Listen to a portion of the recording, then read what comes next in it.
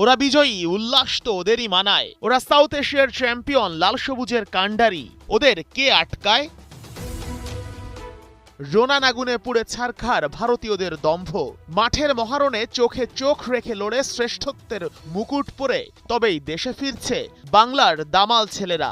ম্যাচের আগে কত কথা, ভারতকে হারাতে পারবে তো জোনান, জেকলান, মানিক মুর্শেদ, মাহিনরা?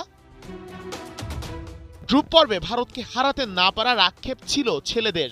সেদিন 1-1 গোলের ড্রতে ছাড়তে হয়েছিল মাঠ, কিন্তু ওরা তো ছেড়ে দেওয়ার পাত্র নয়। ওরা জানে কিভাবে শেষ মুহূর্তে মরণ কামড় দিতে হয়। তাই তো জয়ের অপেক্ষাটা ফাইনালের দিন পর্যন্তই তুলে রেখেছিল ইউসুফ ইব্রাহিম সংগ্রামরা। মালদ্বীপের মাটিতে শুরু থেকে আক্রমণ চালিয়ে যায় বাংলাদেশ।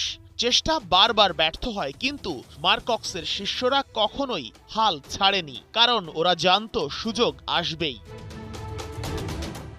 একদিকে গোলের ক্ষুধা, অন্যদিকে ডিফেন্স সামলানোর দৃঢ় মানসিকতা। দুকুলি রক্ষা করেছে বাংলার ছেলেরা। তাতে দুই হাফে ফলাফল একই, গোলশূন্য।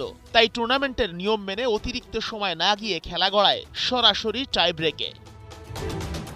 পেনাল্টি শুটআউটে প্রথম শটেই বাংলাদেশের বাজিমাত। গোলকিপার মাহিন আটকে দেয় ভারতীয় ফুটবলারের শট। মাঝে দুদলই গোল করলেও বাংলাদেশের স্যামুয়েল রাক্সাম শট মিস করেন। একই ভুল করে ভারতের নাম্বার 9ও। তবে চমক তখনও বাকি। শেষ শটের জন্য তোলা ছিল জোনান বেঞ্জামিন সুলিভানকে। বাংলার যুব দলের এই সুপারস্টার যেন এলেন, দেখলেন আর জয় করলেন। প্রথম ম্যাচেই করেছিলেন জোড়া গোল, পরেরটায় অ্যাসিস্ট। আর ফাইনালের দিন ফাইনাল শটে পানেনকা মেরে ভারতীয় গোলরক্ষককে গোলক ধাঁধায় ফেলে বল পাঠালেন জালে।